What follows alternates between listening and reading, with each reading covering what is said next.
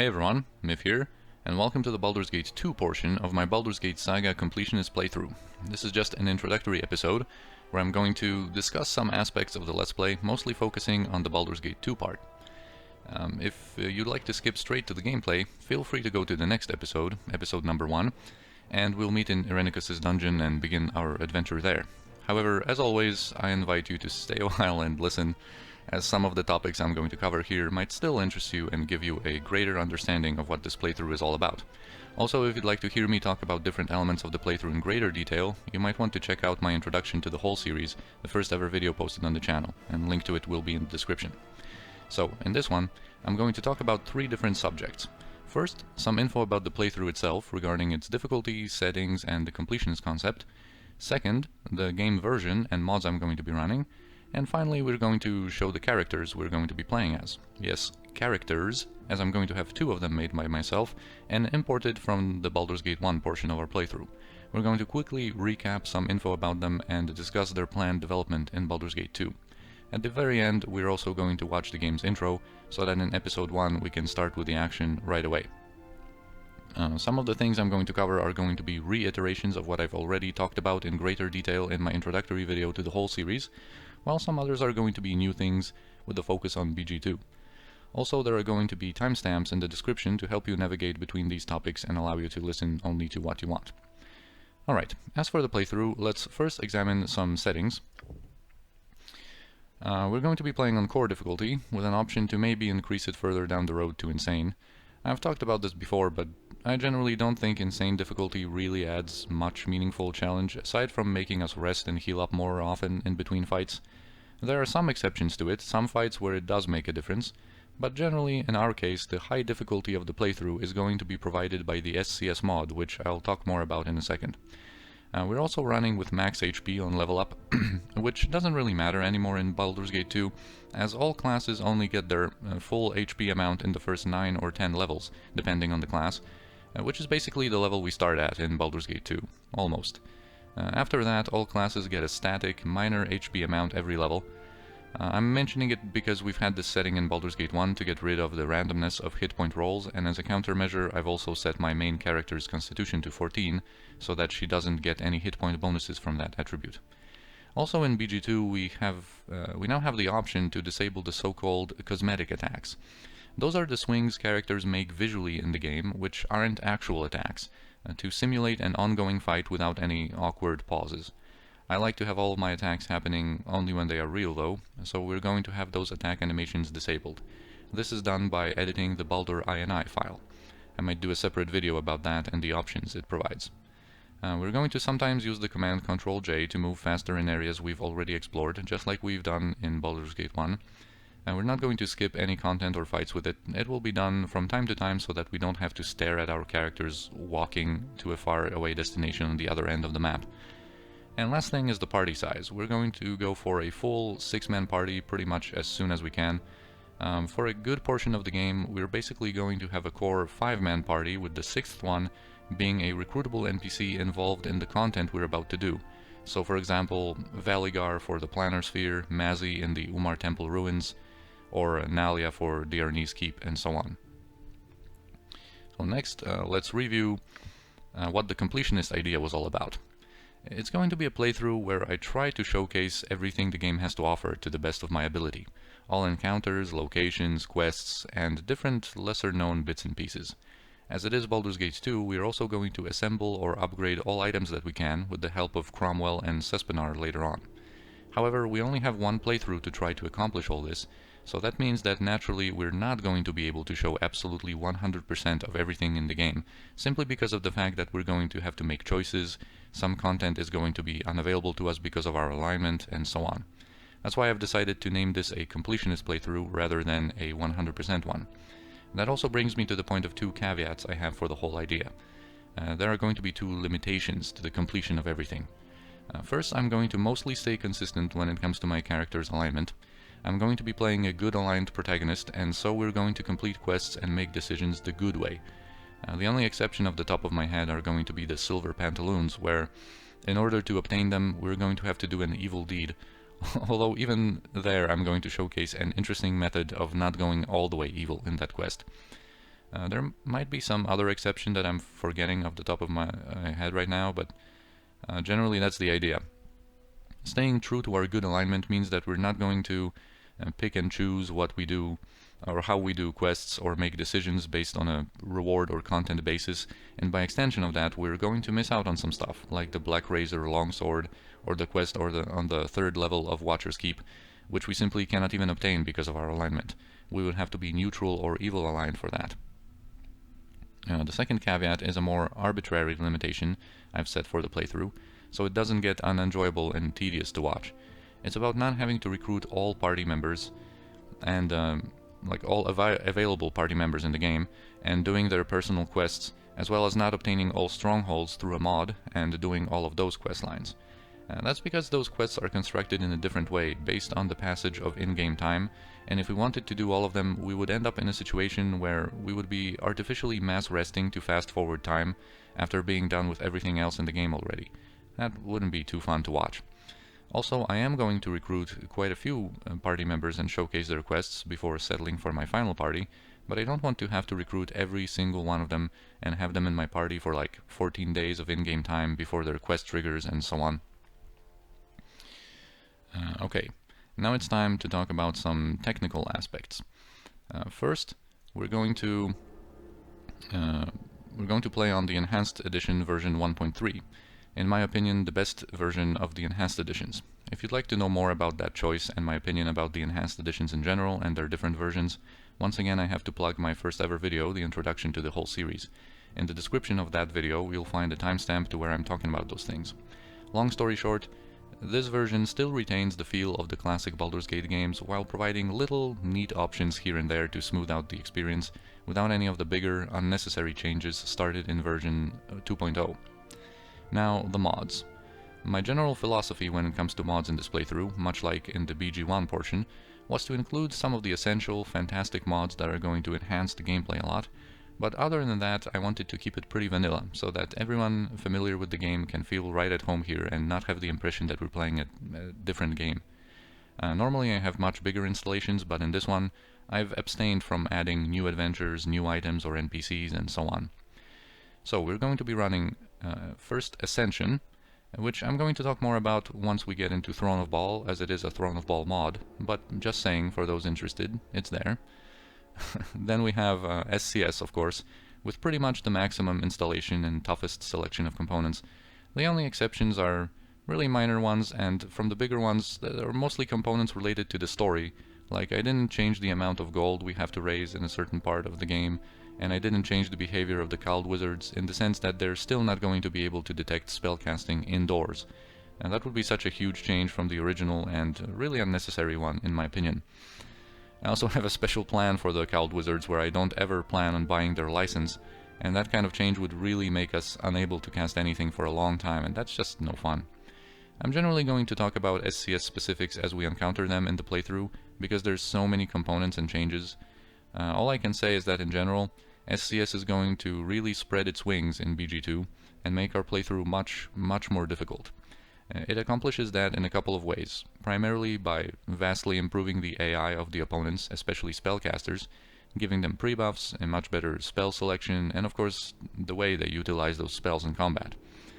Also, it improves the stats and behavior of so many different opponents and creature types across the board, and it also introduces the tactical challenges which are fights or even whole areas made tougher in a variety of ways, not just the AI. We're talking about new creature abilities, more opponents, and some other ways to mess the player up. For instance, in a certain place our gear is going to be taken away from us, and we're going to have to find a way to make do and persevere. And lastly we have BG2 Tweaks and aTweaks mods, with very few components. From BG2 Tweaks I installed the same components I had in BG1, the most important of which is the Happy Patch that makes all evil characters not leave the party at 19 or 20 reputation. What that means in our playthrough specifically is that we won't have to artificially lower our reputation to keep Edwin in our group. As for the components from aTweaks, there's basically two important ones. The first one is almost a bug fix, which makes the warrior abilities uninterruptible for both us and opponents. So for example, someone's Berserker Rage is always going to work, as it should, as it is not a spell, and those abilities are not going to be messed with in wild magic and dead magic zones. And the other component is the distinctive coloring of certain creatures. For instance, different types of golems are going to look a little different from one another when it makes sense. So sand golems are going to be light brown, stone golems are going to be gray, and so on. So it's going to be easier to differentiate very similar looking creatures by just looking at them, and at a glance we're going to be able to know which one of the golems, for example, a certain guy is. Now finally, I'd like to just take a moment and talk about the popular mods I decided not to include. One such mod is the Unfinished Business.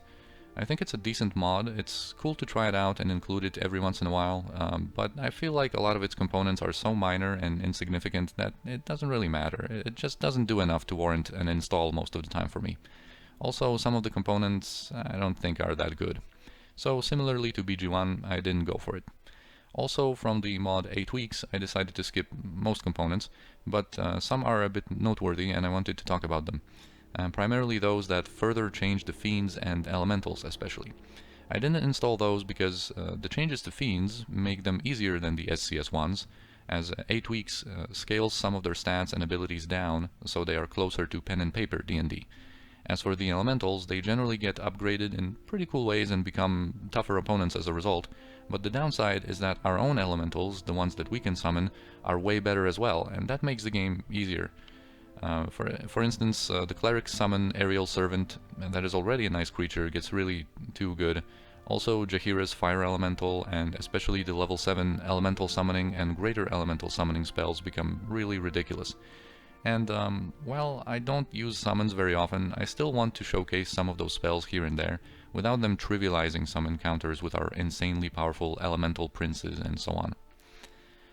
Finally, I decided not to install any banter mods, which again is something that I pretty much always include in my installations.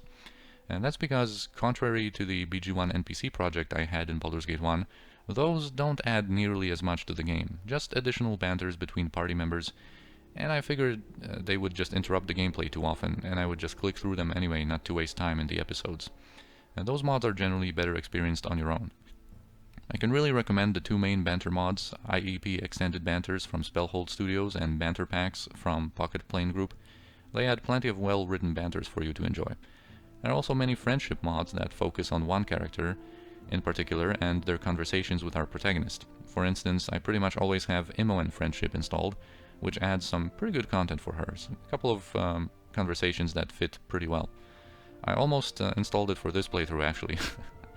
If you like Imoen, I'd recommend installing all three of those mods, as they add some banters for her, while normally she doesn't have any in Shadows of An, because originally she was meant to die in BG2. But that's another story. Anyway, finally let's review our characters and talk about their planned development. Generally things are going to become much more interesting for our Kensai girls, because in Baldur's Gate 2 they are going to dual class to different classes. So you can just pre-generate character and use the character file to import our character, the character files that we made in at the end of Baldur's Gate 1. Just to quickly take a look at the characters. So first one is our main protagonist, Senashira. She's a Kensai of level 8. She's of course at the experience cap from Baldur's Gate 1, and she has the benefits of the Baldur's Gate 1 tomes as well, so that's why she has 19 strength or 19 charisma. And at level 9 in Baldur's Gate 2, so pretty quickly, she's going to dual class to a mage, which means she's going to kind of abandon her Kensai class for a while and start out as a new level 1 mage, and at that point she's just going to keep progressing in that class. And once she outlevels her Kensai levels, so once she reaches mage level 10, she's going to regain her Kensai abilities and become like a proper Kensai mage. And I really love that kind of class, because generally in fantasy, one of my favorite archetypes, or maybe sub-archetypes, is the battle mage, or sometimes known as the spell sword. So basically kind of a hybrid fighter mage. And especially in Baldur's Gate, that's with the Kensai, it's such a cool, has such a cool role-playing flavor, because Kensai is this oriental, very skillful fighter that chose to, train, put all his time to training into his chosen weapon, with kind of neglecting his defense, or maybe, opting to not use armor and helmets and stuff, to not weigh him down, and only focus kind of on his skill with the weapon. And going into mage, of course, gives him the ability to augment his defenses by using spells. And both gameplay-wise and role-playing-wise, that's a really, really cool class. I think my favorite in Baldur's Gate in general. So anyway, that's going to be a pretty powerful class also. So in our goal to make things more difficult for ourselves, we're going to impose some spell limitations for her. Basically, she's going to be limited only to protective and utility spells, I think, but not damage ones. Except level 1, where at higher levels, there's pretty much no worthwhile spells besides Magic Missile. So I think we're going to allow her to cast, like, Remove Magic or Spell Thrust and such, but we're going to have to use another mage for that chain contingency with triple Horrid Wilting. And as for her proficiencies, as you can see, she's close to reaching Grand Mastery in Warhammers, and she's going to be dual-wielding those, or more specifically, a Warhammer and a speed weapon in her offhand. And I'm going to explain the concept once we get some speed weapons in our disposal, or at our disposal. And yeah, her weapon of choice for most of Shadows of Amn is going to be still Ashidina. But near the end of Shadows of Amn, we're going to upgrade to Crom Fair, which is going to be her ultimate weapon. And I really like Crom on Kensai mages, especially like level 9 Kensai mages, because that 25 strength that it provides really offsets nicely her slightly lacking Thaco, like late in the saga. Like especially in Throne of Ball, you might notice that normally with just using like a 22 strength belt even, if you don't have that 25 strength, in Throne of Ball, you might notice that your Kensai mage starts missing with her swings a little bit too much, maybe for your liking, or at least for my liking. So that's pretty cool. Alright, and now let's take a look at our second character, Kirinai, who is also a Kensai, level 8 right now, and also had the benefits of some BG1 tomes, like the Dexterity one or the Constitution one. And at level 9, she is also going to dual class, but to a thief. And she is going to become like a really extremely versatile character. I'm really excited to show that off, because there's so many different cool things she's going to be able to bring to the party that are not like spells or abilities, which you would normally think about when you think about like versatile characters. You would think about some kind of a character that can fight well and also bring like a lot of arcane or divine spells to the table.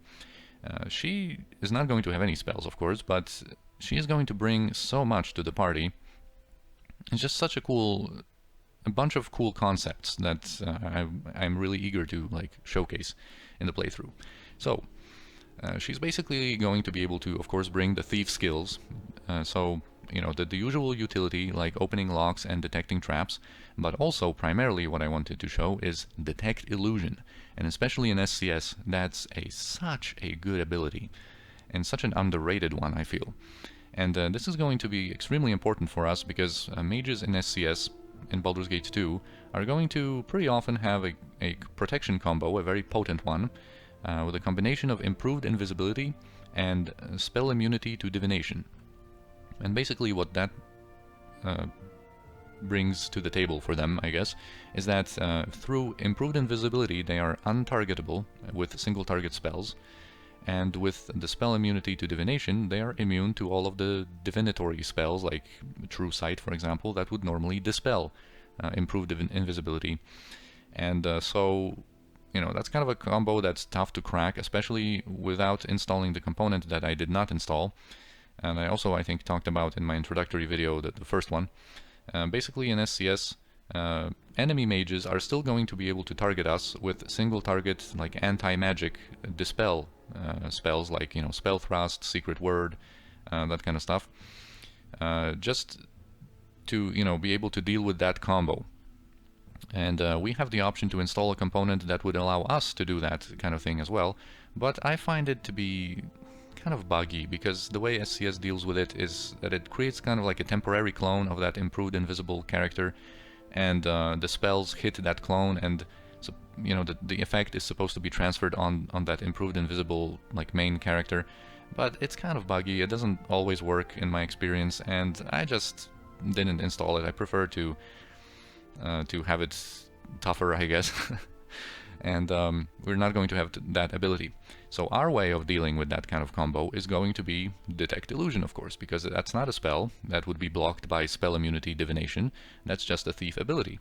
And with that, she's going to be able to pretty quickly dispel invisibility effects, but also different illusions like mirror images or mislead and all that kind of stuff. So this is going to be really, really useful for us in SCS especially. Now, the second thing that's pretty cool that she's going to be able to bring is backstabbing. And backstabbing, in my opinion, is like a very cool and fun tool to have in your arsenal. But I also wanted to kind of talk about it a little bit and showcase in the playthrough, because a lot of people seem to dismiss backstab just because a couple of bosses and very, very few creature types are immune to backstabbing. And on the internet you can very often see that kind of opinion perpetuated, that backstab is somehow useless because of that. Because a couple of creatures are immune to it, essentially. But the other 99% of creatures in the game, of opponents in the game, are not immune to it. And you don't have to use backstab in every fight, like all the time, for it to be viable. It's great to have it just at your disposal, you know, when a cool opportunity presents itself, when the situation calls for it, you just have it in your repertoire and you can use it here and there where it will bring you some good benefits in combat.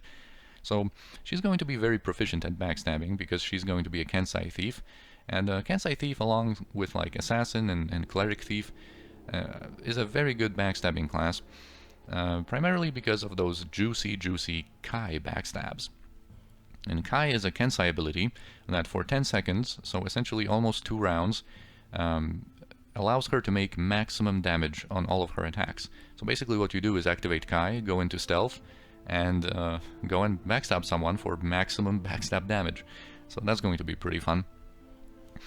And of course, when it comes to toe-to-toe, like normal combat, she's going to be very, very competent at that as well, and very versatile, because she's going to be able to fulfill whatever role is necessary for her to perform in any given encounter, either ranged combat or melee combat, and she's going to be great at both. When it comes to her ranged needs, she's going to be using throwing daggers, which in Baldur's Gate 2, especially after the nerfs to different projectiles and bows and stuff, which I'm going to elaborate later as we go on in the playthrough, especially after those nerfs, daggers are like really one of the best ranged damage sources, and especially since in Baldur's Gate 2 we have access to some really good daggers. Thrown magical daggers. So basically at the very beginning of the game we can pickpocket our trusty boomerang dagger +2, so she's going to get a hold of that very early in the game. And then later on in the game we can get a +3 dagger, Fire Tooth, with fire damage on it, an excellent throwing dagger. And I think since Kensei thieves are kind of squishy, I think in the beginning she's going to primarily focus on her ranged damage, I think. In my introductory video, like the first one to the whole saga, I mentioned that my plan was to first get Grand Mastery in scimitars and get her dual wielding, which we will get 2 points into dual wielding and Grand Mastery in something by the time the dual class is finished. But I think I'm going to change my original plan and go with Grand Mastery in daggers first, just so she can provide us with that ranged damage and kind of, you know, so that we can keep her at a distance and keep her safe that way, and she's going to be able to do a lot of damage with that anyway. But also we're going to, of course, after that go to Grand Mastery in this proficiency type, Scimitar, Wakizashi, and Ninja Toe. It's a very good one in Baldur's Gate 2. It gives her the options of having a couple of good weapons throughout the whole saga, both early and then later on. Of course, she's going to end up using probably the upgraded Spectral Brand in her main hand and the Scarlet Ninja Toe in her offhand, and basically that is going to make her just shred any opponents that dare and approach her in melee. So, like I said, very versatile in that kind of toe-to-toe combat aspect as well, and that she's going to be able to perform very well both at range and in melee.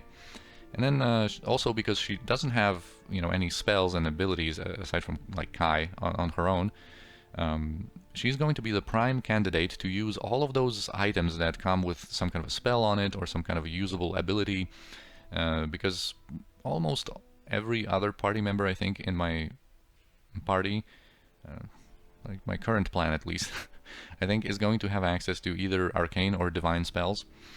So she is going to be like that prime candidate to use those usable items with some kind of cool tricks on them, so that others can focus on using their spells and, you know, not having to waste time on using the items when they are useful. And there are many situational items like that in Baldur's Gate 2. And finally, much later in the game, once we have access to high-level abilities, she is going to have access to a thief high-level ability called Use Any Item, and it basically does what it says on the tin, pretty much. It will allow her to use any item in the game, pretty much, as long as she satisfies some like stat requirements. In the Enhanced Edition, it's treated a little different, but you know, I'm going to elaborate on that much later. But anyway, that is going to mean that not only she's going to be able to equip like different pieces of gear that she normally wouldn't be able to. So, you know, as a Kensai, she's going to be able to use armors, helmets, and items like restricted to other classes. So, for example, in Throne of Baal, I think I might give her the Bard gloves. We'll see what our glove situation is going to be, but that's a decent pair of gloves, even if you're, you know, don't get the spell benefits. So yeah, that's just the equipable gear, but also that extends to stuff like wands. So she's going to be able to use wands, and primarily scrolls. She's going to be able to cast spells from scrolls, and for that purpose, we're going to, like, over the course of the game, we're going to accumulate some particular types of scrolls for her, so that once she gets Use Any Item, she's going to be able to use some of these spells to her advantage. And that really unlocks some really, really broken combos that I'm not going to abuse, but I am going to showcase a little bit. For example, I have like one fight in mind to showcase the mislead backstabs. And yeah, that's going to be pretty ridiculous. She's going to be such a fun, like extremely versatile character, but not in the way that you would normally think. Like I said, you know, not with spells, but with just all the different cool things that she brings to the party. Alright, so those are our characters. Now let's take a look at the intro cinematic to get ourselves into the mood. The Lord of Murder shall perish. But in his death he shall spawn a score of mortal progeny. Chaos shall be sown in their footsteps. So saith the wise Alando. And now I shall shut up and let you watch this.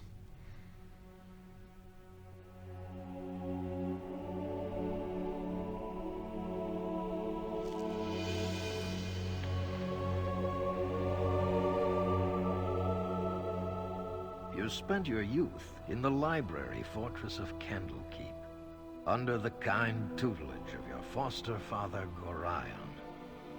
Imoen shared this home, a kindred spirit.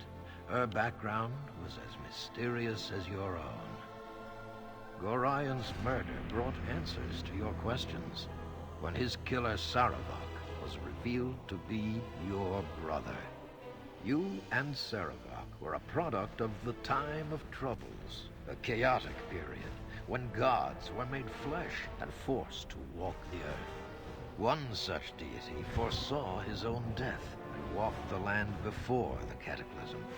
He left a score of mortal offspring, intended to be the fuel for his rebirth. The god was Baal, Lord of Murder, and you are one of his children. Saravak sought a war of sacrifice to prove his worth, believing he could become the new Lord of Murder. You killed your brother, sending his taint back to Baal. You were the hero of Baldur's Gate, but some suspected you shared the same lineage as Saravak. You departed soon after, under circumstances much darker than anyone would have believed. They came as you rested, figures cloaked in mist that clouded your thoughts, blurring the lines between consciousness and dreaming. There was no malice or hatred, no mention of an old score. only quick capture and the promise of grim deeds to come.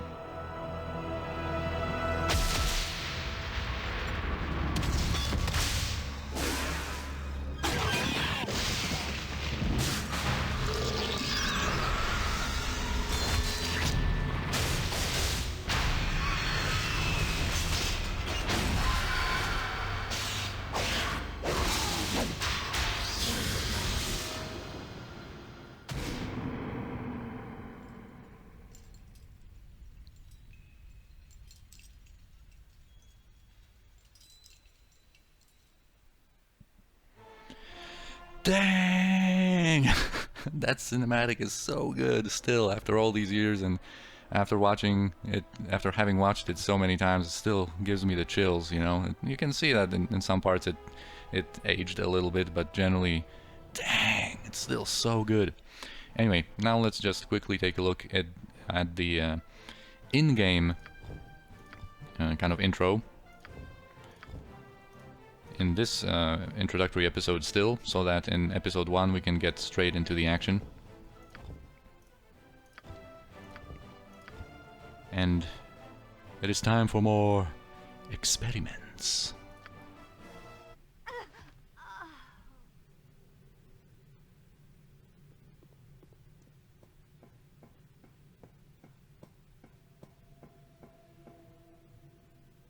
Ah, the child of Baal has awoken. It is time for more experiments. The pain will only be passing. You should survive the process.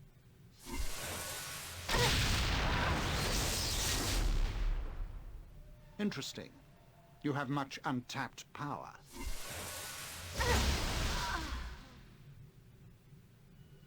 Do you even realize your potential? More intruders have entered the complex, Master. They act sooner than we had anticipated. No matter, they will only prove a slight delay. I like who just explains all that to the golem, which is just a mindless construct.